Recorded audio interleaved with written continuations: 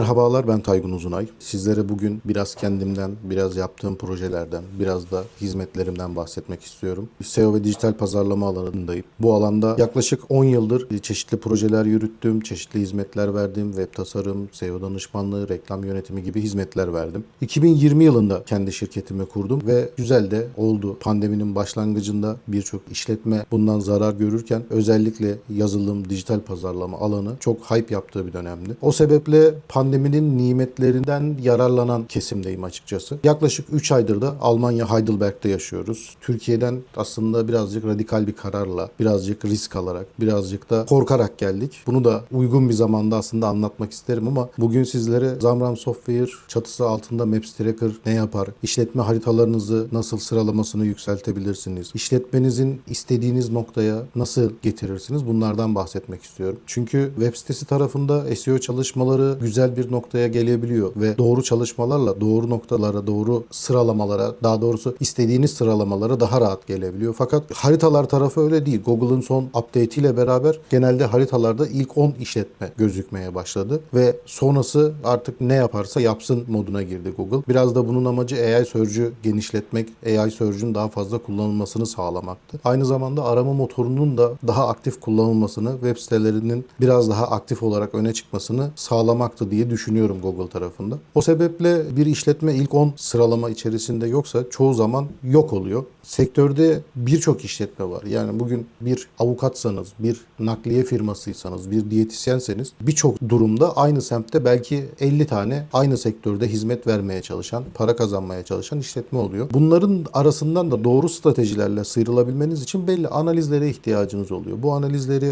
yapan, sizin işletmenizin sıralamasını nokta nokta gösteren bir sistem geliştirdik. Aynı zamanda kendi işletmenizi tarayabildiğiniz, işletmenizle ilgili eksikleri görebildiğiniz, işletmenize faydalı çalışmalar yapabildiğiniz bir sistemimiz var. Bu sistemi geliştirirken yaklaşık bir yılımızı verdik. Hem ben hem eşim beraber geliştirdik aslında bu sistemi. Çok farazi bir başlangıcımız vardı. Yani hani dedim, ne kadar kişiye ulaşabiliriz ki? Kaç kişi bizden bu hizmeti alır? Böyle çok oldu yani, nasıl diyeyim. Burada birkaç zamandır bu arada Almanca, İngilizce arasında gidip geldiğimiz için Türkçem de gitgide kelimeleri daha unutmaya başladım. O yüzden özür diliyorum. Bu süreçte bizler insanların buna bu kadar talebi olduğunu bilmiyorduk. Şu anda yaklaşık 1600-1700 müşteri kapasitesine ulaştık ve her geçen gün artıyor. Teşekkür edenler oluyor. Bu durumdan memnuniyetsiz olanlar da oluyor. Her çalışma herkesi mutlu edemiyor ne yazık ki. Ama genel olarak yaptığımız işi doğru yaptığımızı ve insanlara yararlı bir hizmet sunduğumuzu,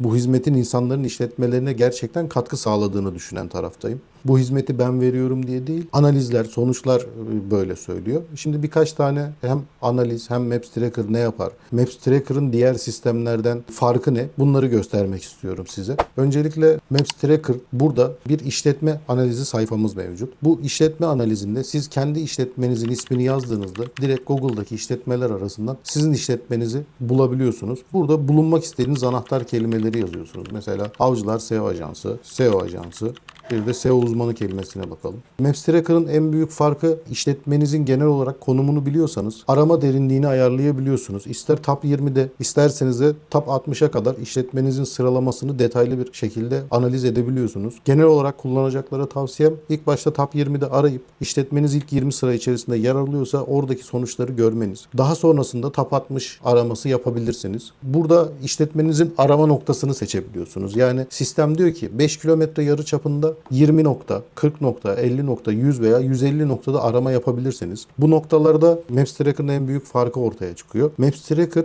random olarak sizin işletmenizin konumuna gider ve işletmenizin merkez noktasından 150 farklı noktada random bir arama yapar. Bu random aramada da her noktadan işletmenize bir trafik gönderir. Bu trafik sizin işletmenizin Google tarafından olumlu sinyaller almasına yol açar. Bu da işletmenize pasif olarak bir katkı sağlar. Google tarafından da bu işletme daha fazla aranıyor, daha fazla insan ulaşmak istiyor şeklinde bir algı yaratır. Burada bütün istekler aynı IP üzerinden, aynı Google API üzerinden yapılmaz. Her isteğin Google IP'si farklı bir şekilde yönetilir. Bu sebeple de haritanıza organik bir katkı sağlar. Analiz yap dediğinizde de direkt sizin işletme işletmenizin analizi aşağı yukarı anahtar kelimenizin sayısına, işletmenizin genel konumuna, haritalarda ne kadar bulunduğuna göre süresi değişir. Ortalama 1 dakika ile 20 dakika arasında bir süreçte işletmenizin analiz sonucu detaylı bir şekilde çıkar. Burada örnek veriyorum, Avcılar SEO Ajansı bizim işletmemizin eski merkez noktası. Şu anda Almanya Heidelberg'teyiz. Ama hala orada haritamız İstanbul'da, Türkiye'de hala işletmemiz aktif olarak duruyor. O yüzden kendi bölgemizde zaten SEO Ajansı aramalarında ilk sıradaydık. Ama zaman içerisinde biz de oradan ilgimizi yitirdiğimizde sıralamalarımız gerileyebiliyor. MapsTracker'ın en büyük özelliklerinden biri, siz örnek veriyorum bir noktada tıkladığınızda diğer işletmeleri de görebiliyorsunuz. Diğer ilk 10 rakibi de gösteriyor. Burada şunu yapabilirsiniz. İlk 10 rakibin sizden ayrılan noktası ne? Bu rakipler neden sizden ayrılıyor? Siz neyi eksik yaptınız? Bunları analiz edebilirsiniz, görebilirsiniz. Kendi işletme haritanızda eksiğim neler, ben neleri yanlış yaptım şeklinde de bir analiz yaparak kendi eksiklerinizi de görebilirsiniz.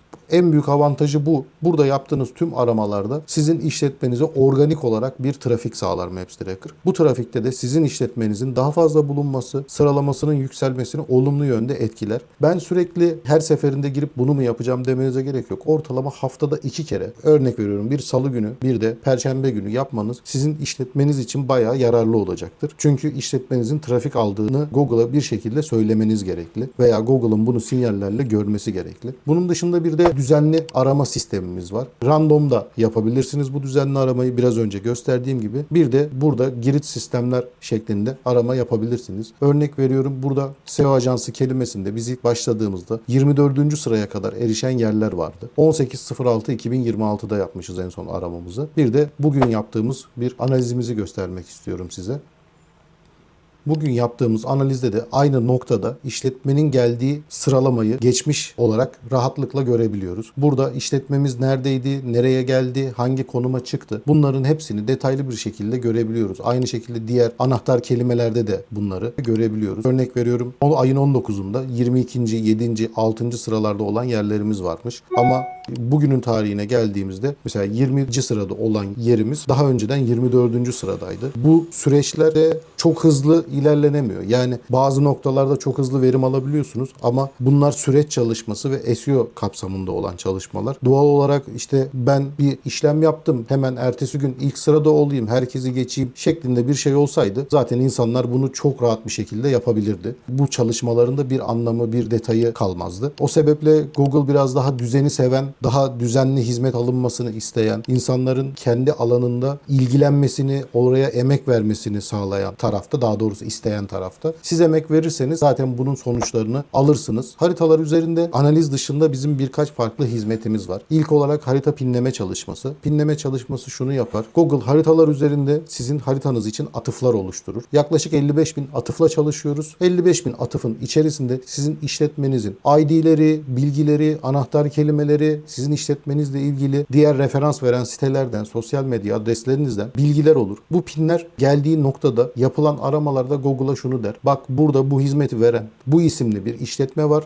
Sen aramalarda bunu gösterebilirsin şeklinde Google'da bir tetikleme oluşturur. Bu sayede Google sizin işletmenizin öne çıkmasını ve sıralamasının yükselmesini sağlar. Diğer bir çalışmamız trafik çalışması. Sizin işletmenize farklı farklı cihazlardan, farklı sistemlerden trafik yollar. Bu trafikler genelde arama ve yol tarifi alma şeklinde olur. Yol tarifini tamamlar, aramayı tamamlar. Bu direkt Google'ın performans kısmına, haritanızın performans kısmına yansır. Bu da Google'a bak bu işletme tercih ediliyor, aranıyor, yol tarifi alınıyor, etkileşimi yüksek bir işletme şeklinde yine sinyal gönderir. Bu sinyal sonucunda da sizin işletmenizin sıralamasının yükselmesi ve daha fazla bulunması sağlanır. Bu iki paketi beraber olarak da alabildiğiniz kombine trafik paketimiz var. Hem pinleme hem analiz bir aradadır burada. Bu diğer paketlere göre daha kapsamlı. Tabii ki de fiyatı biraz daha yüksek bir pakettir ama işletmeye sağladığı değer tartışmasız çok büyüktür. Ben kendi işletme haritama da aynı şekilde ayda bir genelde kombine paketi yapıyorum. Faydasını da gördüğümü düşünüyorum. Şu anda Almanya'daki haritamızda ilk yeni açtığımızda neredeyse hiç yoktuk. 3.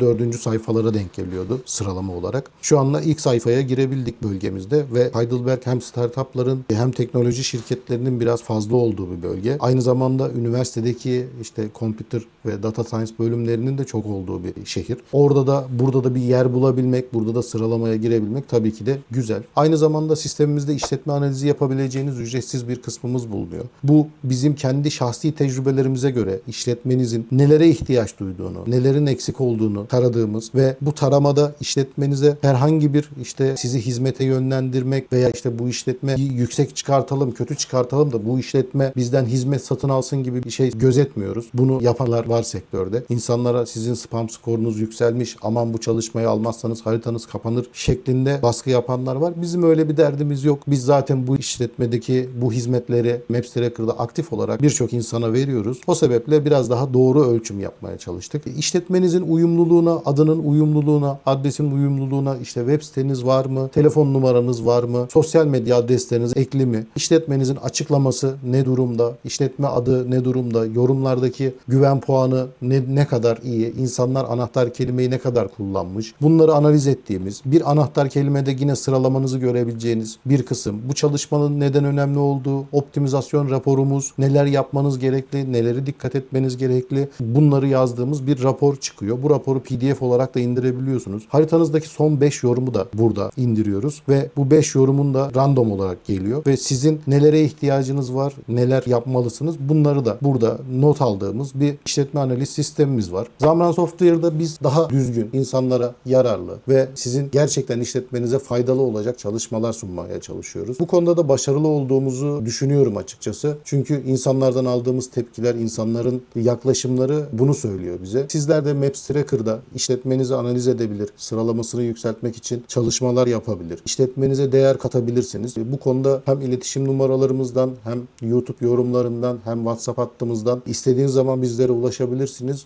Bilginin paylaştıkça çoğaldığını düşünen taraftayız. O sebeple bizden hizmet almıyorsunuz, bizde katkınız yok gibi bir düşüncemiz yok. Biz insanlara olduğunca yardım edelim. İnsanlar da bunun karşılığında zaten bizlere ulaşacaktır mantığı gidiyoruz başladığımız günden beri. Bu ilk videomdu. Bu konuda çok iyi olmayabilirim. Dilim sürçmüş, doğru anlatmamış olabilirim. Bu konuda da eğer ki memnuniyetsizliğiniz olursa veya şuna daha dikkat etmelisin, şunu yapmalısın dediğiniz bir şey olursa da seve seve kulak veririm. Dinlediğiniz için teşekkür ederim. İyi günler dilerim.